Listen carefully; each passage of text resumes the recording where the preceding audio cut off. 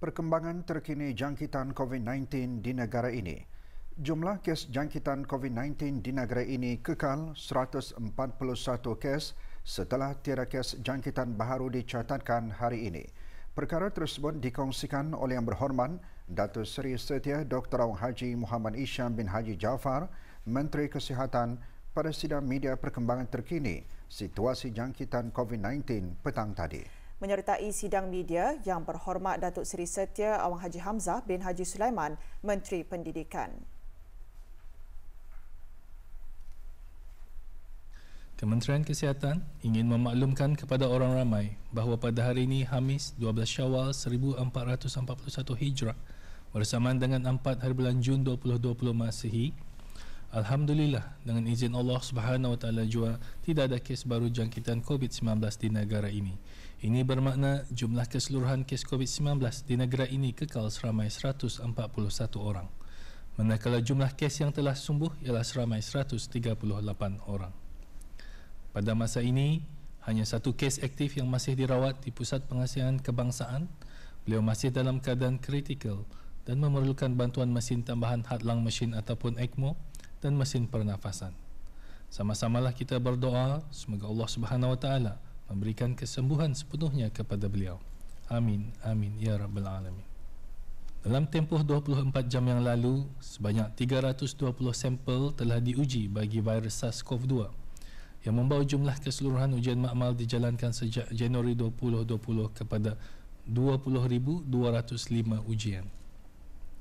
Seterusnya, merujuk kepada pengumuman sidang media pada 4 hari bulan Mei, 14 hari bulan Mei dan 21 Mei 2020 mengenai pengurangan langkah-langkah penjarakan sosial, pembukaan masjid-masjid, surau-surau dan balai-balai ibadat bagi menunaikan sembahyang fardu Jumaat bermula 29 Mei 2020 dan sesi kedua penggal persekolahan yang bermula pada 2 Jun 2020 serta mengambil kira situasi COVID-19 di negara Brunei Darussalam yang pada masa ini adalah dalam keadaan yang terkawal, maka pada menjunjung titah perkenan ke bawah Duli Yang Maha Mulia Petugas Seri Baginda Sultan dan yang di-Pertuan Negara Brunei Darussalam, Kementerian Kesihatan ingin memaklumkan kepada orang ramai mengenai tambahan pengurangan langkah-langkah penjarakan sosial yang telah dilaksanakan berikutan wabak COVID-19 di negara ini seperti berikut.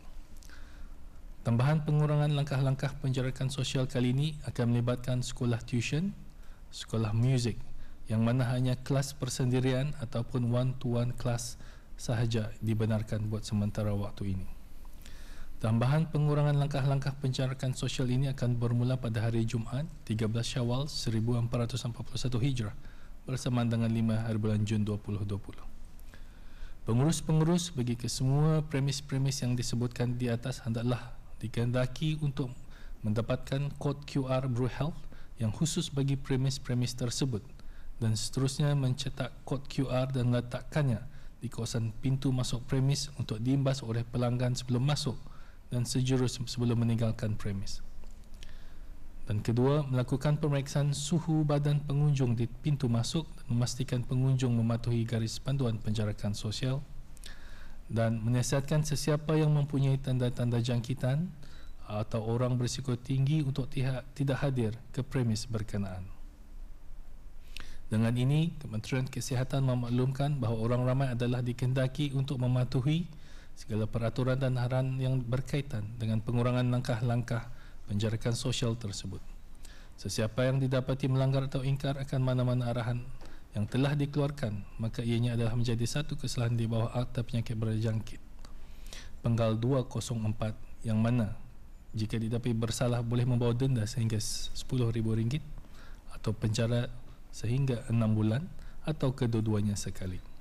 Kementerian ini tidak akan teragak-agak untuk mengambil tindakan undang-undang terhadap sesiapa yang tidak mematuhi arahan-arahan yang dikeluarkan. Kementerian Kesihatan akan terus memantau situasi wabak di negara ini serta di peringkat serantau dan global serta melaksanakan penilaian risiko secara berterusan bagi mempertimbangkan pengurangan langkah-langkah seterusnya. Menurut Menteri Kesihatan, jika situasi wabak kembali membimbangkan, kementerian tersebut tidak akan teragak-agak untuk memperketatkan semula langkah-langkah penjarakan sosial yang perlu dilaksanakan untuk mengawalnya.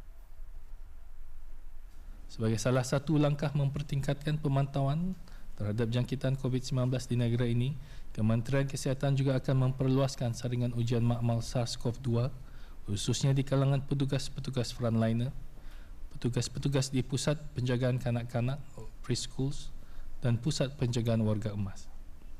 Kementerian Kesihatan akan memaklumkan kepada orang ramai mengenai sebarang perubahan mengenai situasi ini jika perlu dari masa ke semasa. Berikutan, makluman mengenai Bru Health App, Alhamdulillah, setakat ini sejumlah 272,190 orang ramai telah mendaftar sebagai pengguna aplikasi tersebut. Manakala sejumlah 5,330 syarikat dan premis telah mendaftar kepada aplikasi tersebut juga. Kementerian Kesihatan juga ingin memaklumkan kepada orang ramai bahawa Persatuan Bulan Sabit Merah Negara Brunei Darussalam akan bekerjasama dengan Kementerian Kesihatan dalam menyediakan meja bantuan ataupun help desk untuk membantu orang ramai dalam penggunaan Bru Health App. Help desk yang dimaksudkan akan ditempatkan di Rimba Point Shopping Complex Mall yang mana akan dibukakan bermula pada 12 Jun 2020 iaitu pada setiap hari Jumaat hingga Ahad jam 9 pagi hingga 9 malam serta di Kompleks Yayasan Sultan Haji Hasnal Bolkiah pada setiap Ahad jam 10 pagi hingga 5 petang. Sementara itu, Yang Berhormat Datuk Seri Setia Awang Haji Hamzah bin Haji Sulaiman, Menteri Pendidikan menjelaskan, sesi persekolahan, pembelajaran dan pengajaran secara fizikal atau face-to-face telah dimulakan secara berperingkat. Seramai 23,103 orang pelajar atau 25.5% daripada jumlah keseluruhan pelajar di negara ini terlibat dalam peringkat pertama sesi persekolahan. Peringkat pertama ini telah melibatkan pelajar-pelajar yang akan menduduki peperiksaan awam iaitu seramai 23,103 orang pelajar iaitu 25.5% daripada jumlah keseluruhan pelajar di negara Brunei Darussalam bagi sekolah-sekolah di bawah Kementerian Pendidikan dan Kementerian Hal Ehwal Agama yang telah dijangkakan memulakan sesi persekolahan mereka. Dari jumlah tersebut, pada minggu pertama ini seramai 91.5% telah pun menghadirkan diri secara face to face di sekolah masing-masing. Alhamdulillah, jumlah tersebut telah memperlihatkan komitmen dan kepercayaan yang telah ditunjukkan oleh para ibu bapa dan penjaga kepada pihak sekolah dengan menghantar anak-anak mereka ke sekolah walaupun negara masih lagi dalam situasi menangani pandemik COVID-19 ini. Dalam memastikan kesejahteraan pelajar-pelajar dan warga sekolah, pihak sekolah sentiasa menekankan dua aspek penting iaitu mengamalkan penjarakan sosial dan kebersihan diri serta premis sekolah. Selain itu, pihak kementerian juga melaksanakan pemantauan secara berterusan menggunakan online reporting. Hasil daripada pemantauan awal telah mendapati kesungguhan warga sekolah iaitu tenaga pengajar dan pelajar mematuhi garis pandu yang telah disediakan oleh pihak sekolah dalam memastikan kesejahteraan, keselamatan dan kesihatan dalam menghindari penularan wabak COVID-19. Sementara itu, Alhamdulillah setakat ini semua sekolah-sekolah di bawah Kementerian Pendidikan dan Kementerian Hal Ehwal Agama telah pun mengaktifkan kod imbasan QR seperti mana yang telah disarankan oleh Kementerian Kesihatan. Penggunaan kod imbasan QR dapat membantu pihak sekolah memantau tahap kesihatan guru dan kaki tangan sekolah dan membahagikan mereka kepada kumpulan vulnerable dan non-vulnerable. Bagi mereka yang dalam kategori vulnerable tertakluk kepada budi bicara pemimpin sekolah masing-masing dalam mencatur jadual pengajaran guru-guru dalam memastikan kesejahteraan guru-guru dan warga sekolah adalah terjamin. InsyaAllah pihak Kementerian Pendidikan dan Kementerian Hal Ehwal Agama akan sentiasa memantau pelaksanaan secara berterusan dalam memastikan pelaksanaan sesi pembelajaran dan pengajaran berjalan dengan teratur. Menteri Pendidikan semasa sidang media juga menjelaskan bidang pendidikan tidak terkecuali dari mengalami perubahan corak tata kerja seharian kesan dari COVID-19. Justru Kementerian Pendidikan yakin pelaksanaan pembelajaran dan pengajaran secara dalam talian adalah sejajar dengan pendekatan era revolusi industri 4.0 dan merupakan hala tuju kehadapan bagi bidang pendidikan. Oleh itu, pembaikan serta pengukuhan dalam menguasai kaedah pengajaran dan pembelajaran berlandaskan teknologi akan terus dilaksanakan pada waktu pasca COVID-19 nanti. Kementerian Pendidikan dan Kementerian Ahli Agama akan terus bekerjasama dengan Kementerian Kesihatan bagi mendapatkan perkembangan terkini dan nasihat yang bersesuaian dengan keadaan semasa.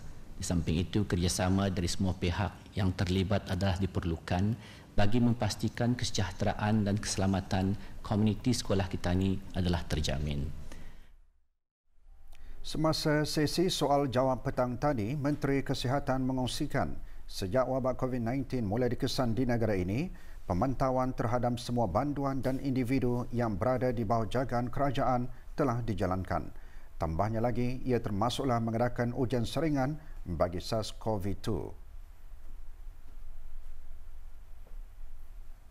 Alhamdulillah, sejak bermulanya penularan COVID-19 di negara ini, salah satu pemantauan dibuat ialah bagi all these banduan atau orang-orang yang di bawah penjagaan kerajaan, termasuk di Al-Islah dan sebagainya.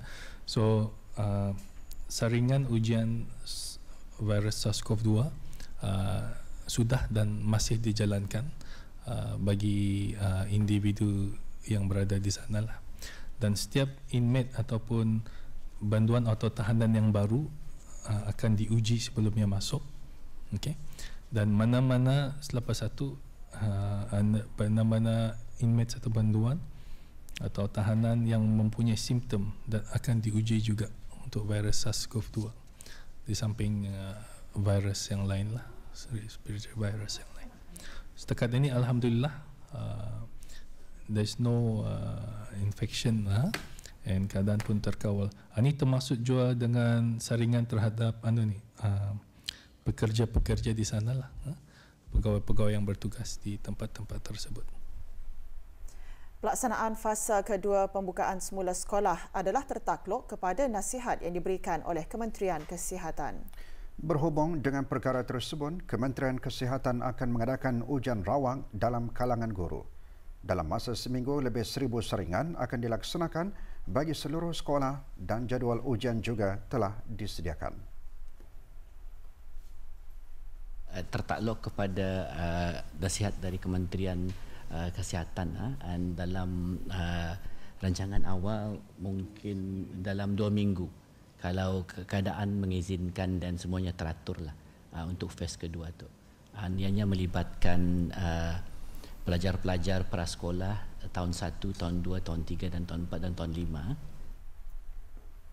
Mengenai beberapa buah restoran dan kafe yang tidak mengikuti garis panduan yang telah dikeluarkan, Menteri Kesihatan menegaskan pihaknya mengambil serius terhadap perkara tersebut dan tindakan tegas akan diambil ke atas mana-mana restoran dan kafe yang ingkar.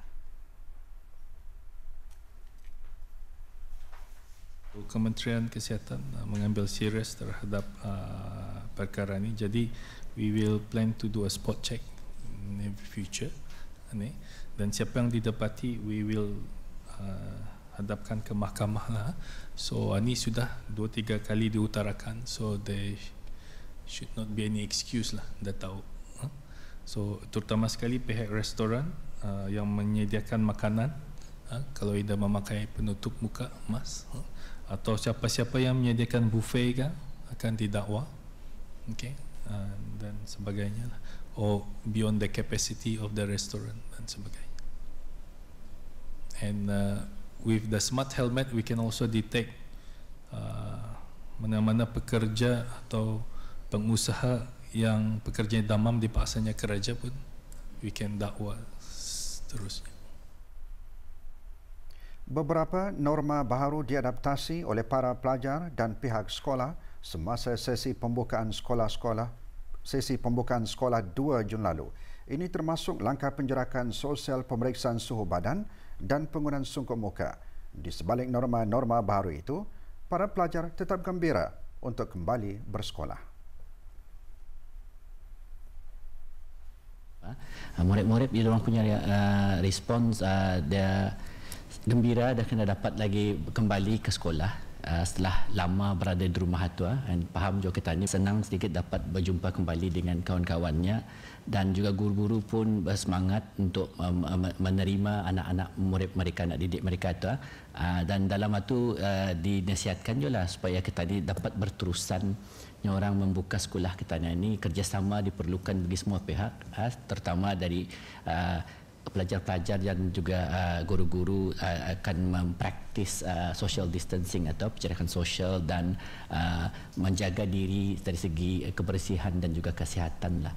Mengenai yang cabaran-cabaran itu, yang pertama ya seperti ada permulaan itu ada kesesakan lalu lintas untuk mengambil anak-anak dorang itu, dan pihak sekolah telah pun ada membuka tempat-tempat baru untuk dorang dapat mengantar dan mengambil anak sekolah lah, dan perkara ini akan selalu dipantau untuk menyenangkan ibu bapa lah, dan juga pelajar-pelajar untuk diambil sama diantar ke sekolah.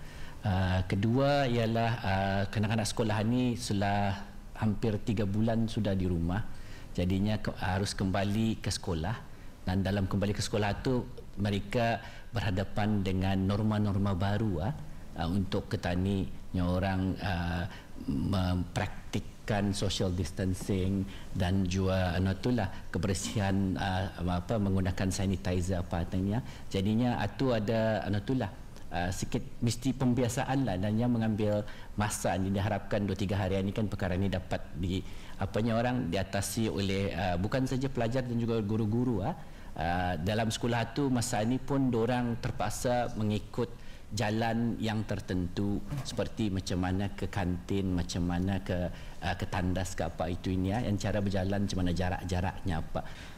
Ada lagi yang satu ialah dalam menggunakan face mask itu, kadang-kadang ada yang dah biasa kan. So itulah bukan saja guru sama juga pelajar-pelajar kadang-kadang dia biasa bercakap dalam face mask itu kan. Ada yang kadang-kadang lamanya tanpa lama ia berface mask itu ia sasak tejo sikitnya apa itu ini, tapi ada juga banyak orang kemungkinan ia boleh membuka sekejap untuk breathing apa. Kementerian Pendidikan melalui bahagian biasiswa giat membuat pemantauan mengenai perkembangan negara-negara yang menempatkan pelajar-pelajar negara ini. Tambah Menteri Pendidikan lagi, pihaknya juga akan mengadakan rundingan bersama Kementerian Kesihatan sebelum menghantar semula pelajar-pelajar negara bagi meneruskan pengajian di luar negara. Masa ini Kementerian Pendidikan melalui bahagian biasiswanya memantau perkembangan-perkembangan yang berlaku pada negara-negara di mana kita ni ada mengantar pelajar-pelajar tani belajar, dan berunding juga dengan Kementerian Kesihatan nanti, terutama sekali bila kita ni kan mengantar balik pelajar-pelajar itu. Masa ini dipantau secara terperinci bagaimana keadaannya setiap universiti di mana ada pelajar-pelajar Brunei, dan adakah universiti tersebut masih meneruskan pengajian dalam talian atau indah, and then banyak lagi option-option lain yang dipikirkan supaya keselamatan dan kesihatan pelajar-pelajar kita ni nanti terjaga. Iaitu masa ini dari segi ada perundingan-perundingan juga dibuat dan ada perbincangan dengan universiti-universiti macam mana nanti keadaannya. Ada universiti yang masih mengadakan pengajian online, ada yang sampai ujung tahun. Kalau dari Cambridge University ada yang sampai tahun depan. So itu menyenangkan kita ni dalam memikirkan tentang kesihatan dan kesejahteraan pelajar-pelajar kita ni. So perkara ini ongoing, tertakluk nanti, dan bila tiba masanya semua orang pilihan atau option-option akan dipikirkan. Hala tuju dan fokus utama di bawah Pelan Induk Ekonomi Digital 2025 akan menjadikan negara Brunei Darussalam sebagai sebuah negara pintar. Ikuti berita mengenainya seketika nanti.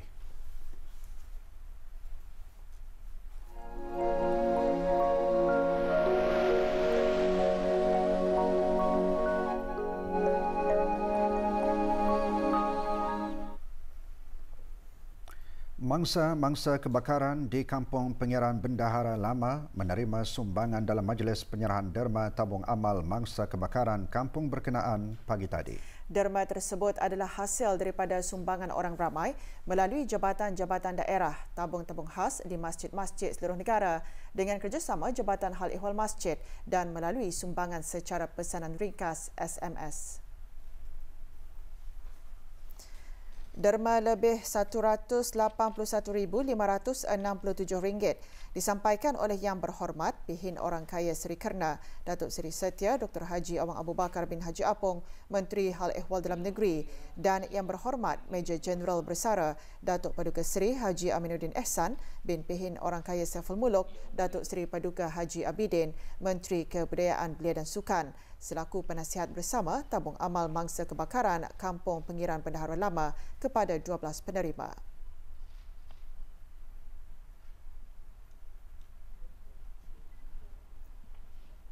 Semasa majlis itu juga, Awang Salminan bin Haji Burut, Setiausaha Tetap Bandaran dan Daerah, Kementerian Hal Ehwal Dalam Negeri, selaku pengerusi bersama tabung amal berkenaan, menerima sumbangan daripada Data Stream Technology Group. Sementara Pengiran Haji Muhammad Hasnan bin Pengiran Haji Ali Hassan, Setiausaha Tetap Pengurusan Strategi dan Dasar Kementerian Kebudayaan Belia dan Sukan, selaku pengerusi bersama tabung amal, menerima sumbangan daripada Progresif Sendirian Berhad. Majlis Ekonomi Digital telah melancarkan Plan Induk Ekonomi Digital 2025 bagi tempoh 5 tahun akan datang. Melalui Plan Induk Ekonomi Digital 2025 ini, hala tuju dan fokus utamanya adalah sejajar dengan hasrat ke bawah Duli Yang Maha Mulia Paduka Seri Baginda Sultan Haji Hassan Al-Bolkiah Mu'izzuddin Wad Daulah, Ibni Almarhum Sultan Haji Omar Ali Saifuddin Sa'adul Khariwaddin, Sultan dan Yang di-Pertuan Negara Brunei Darussalam, iaitu untuk menjadikan negara Brunei Darussalam sebagai sebuah negara pintar.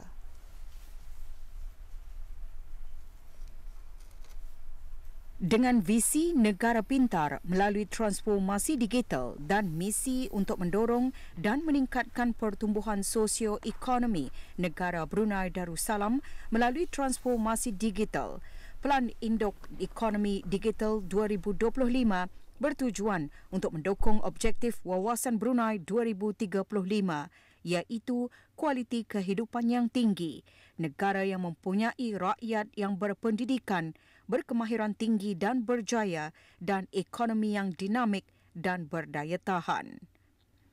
Dengan berpandukan maqasid syariah, Plan Induk Ekonomi Digital 2025 mempunyai objektif strategik seperti berikut. Ekonomi yang vibran dan berdaya tahan, masyarakat yang bersedia untuk masa depan digital, dan ekosistem yang kondusif secara digital. Selain itu, 4 teras strategik telah dikenal pasti bagi mendukung misi dan visi Plan Induk Ekonomi Digital 2025, iaitu digitalisasi industri. Teras strategik ini antara lain memfokuskan kepada keperluan untuk menilai kesediaan pihak-pihak berkaitan dalam mengguna pakai teknologi IR 4.0 dan mengadakan program pemberigaan yang komprehensif khususnya untuk perusahaan makro, kecil dan sederhana. Digitalisasi kerajaan, teras strategik ini menekankan peranan penting kerajaan dalam memudah cara pertumbuhan ekonomi. Antara fokus yang ditekankan adalah pelaksanaan identiti digital, inovasi dalam pemberigaan perkhidmatan yang lebih menyeluruh dan penggunaan teknologi cloud. Industri digital yang maju. Sektor ICT perlu menekankan kepada applications of technologies bagi memupuk pertumbuhan yang berdaya tahan bagi sektor digital dan sektor-sektor yang lain. Dan pembangunan sumber tenaga dan bakat, tenaga kerja perlu dilengkapi dengan kemahiran yang tepat sesuai dengan perkembangan teknologi yang pesat. Dengan Plan Induk Ekonomi Digital 2025, Majlis Ekonomi Digital akan memfokuskan kepada pelaksanaan projek-projek utama di bawah 9 kluster yang dikenal pasti dan dijangka akan dapat menghasilkan impak signifikan ke atas pertumbuhan ekonomi dengan pelaksanaan transformasi digital. Kluster-kluster berkenaan adalah logistik dan pengangkutan, tenaga, sektor perniagaan, pelancongan, perkhidmatan keuangan, kesihatan, agri makanan, pendidikan dan halal. Pelan Induk Ekonomi Digital 2025 yang dilancarkan boleh dimuat naik dalam format PDF dan juga e-buku interaktif dengan siaran petikan titah ke bawah Duli Yang Maha Mulia Paduka Seri Baginda Sultan dan Yang di-Pertuan Negara Brunei Darussalam ke laman web rasmi MTIC di alamat www.mtic.gov.bn. Seorang lelaki tempatan dijatuhi hukuman penjara selama 40 bulan dan 2 kali sebatan oleh Mahkamah Magistrate Bandar Seri Begawan atas pertuduhan curi dalam bangunan. Adilah bin Kamal berumur 27 tahun dipercayai telah memecah masuk ke dalam sebuah rumah di kawasan Kampung Sungai Tampoi pada 25 Mei 2020 yang lalu, sekitar jam 3 pagi. Semasa insiden berlaku, suspek dipercayai telah melakukan curi ke atas harta mangsa berupa wang tunai. Hasil siasatan pihak polis, suspek dikenal pasti melalui rakaman kamera litar tertutup CCTV yang dipasang di rumah mangsa.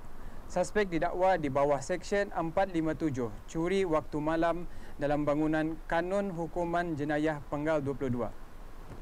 Pada 3 Jun 2020, pihak mahkamah telah menjatuhkan hukuman kepada tertuduh dengan pemenjaraan selama tempoh 40 bulan dan 2 kali sebatan yang bermula pada tarikh 28 Mei 2020 di penjara Maraburong. Sementara itu, seorang lelaki tempatan berhadapan hukuman penjara maksimum setahun dan denda atas pertuduhan melakukan kekerasan. Christopher Chok berusia 58 tahun didakwa melakukan kekerasan ke atas seorang pegawai pergigian kerajaan dalam satu pertengkaran di Pusat Pergigian Kebangsaan Brakas pada 6 April 2020 dengan menuding jari ke muka pegawai berkenaan dan mengeluarkan kata-kata kesat tanpa disedarinya. Mahkamah membebaskan tertuduh dengan ikat jamin RM1,500, manakala kes tersebut akan disebut semula pada 1 Julai 2020. Jika didapati bersalah, tertuduh akan dikenakan hukuman penjara maksimum setahun dan denda. Sebahagian pengusaha memilih nama syarikat yang lebih menarik, tetapi bagi sekumpulan graduan dari pelbagai bidang mereka memilih Cerita Fabrikku bagi syarikat mereka. Sekumpulan graduan seramai 6 orang itu menganggap nama Cerita Fabrikku selaras dengan perusahaan yang mereka jalankan sejak tahun lalu yang ditubuhkan di Pusat Pembangunan Belia, Kementerian Kebudayaan Belia dan Sukan. Ikuti laporannya bersama Dianku Mas Denawati Pengarah Haji Marali. Peluang untuk mempelajari pelbagai bidang kemahiran untuk memajukan diri sendiri sememangnya terbuka luas, namun ia terpulang kepada individu itu sendiri untuk memilih bidang yang mana hendak dicuburi. Seperti syarikat Cerita Fabrikku diusahakan oleh 6 graduan dengan latar belakang yang berbeza jurusan iaitu sains, kejuruteraan, teknologi dan linguistik. Namun, ia tidak menghalang mereka untuk mengusahakan sebuah syarikat pembuatan pakaian. Syarikat berkenaan menjalin kerjasama dengan Pusat Pembangunan Kapasiti untuk memberikan latihan vokasional kepada lepasan sekolah menengah di samping mengembangkan kursus jahitan dan menambah pendapatan para belia itu sendiri. We are finishing our iReady apprentice this year. So untuk mencari kerja baru, it's actually really hard. So we have the experience how to be a production supervisor. So kami mikir kenapa kami nak buka saja company sendiri. Because we also mengajar PPK sebelum ini. So those students yang pas kami mengambil jadi pekerja di Farmers Textile. So our former boss let kami mengambil few of the workers untuk bekerja di Cerita Fabrikku. Syarikat pembuatan pakaian Cerita Fabrikku telah menghasilkan lebih 5,000 helai baju bagi syarikat Hard Rock dan Universal Studio melalui sebuah perjanjian perbekalan subkontrak dengan syarikat Famous Textile. Kain prapotong disediakan oleh pembekal dari luar negara dan kemudian dijahit bersama beberapa bahagian sehingga pakaian tersebut lengkap menjadi sepasang seluar ataupun baju. So masa ni we are concentrated being a subcontract untuk syarikat Famous Textile, di mana kami membuat pakaian-pakaian specifically for Hard Rock Cafe, so Disney. So usually when we jahit di sini, end up barang-barang itu akan dieksport keluar. But we also take local orders. Bidang jahitan dapat memberi peluang kepada para belia khasnya untuk meneroka bidang jahitan di samping menanamkan keyakinan diri serta menarik minat para belia yang lain terhadap perusahaan dan keusahawanan dalam industri fabrik dan pakaian. Beberapa orang pelatih yang mengikuti latihan vokasional dalam bidang jahitan dari Pusat Pembangunan Kapasiti mengongsikan pengalaman mereka. Banyak membantu saya dalam mengenali dan mempelajari penghasilan produk yang berkaitan dengan jahitan dan fabrik.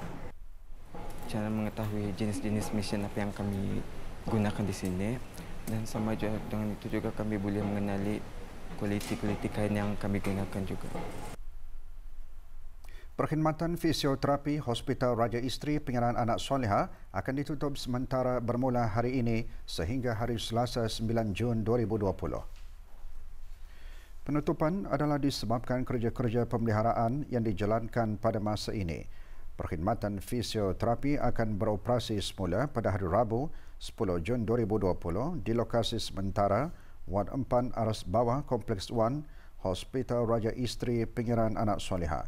Tarikh pemindahan balik ke lokasi asal perkhidmatan berkenaan di Aras Bawah Blok 8 akan diumumkan kemudian.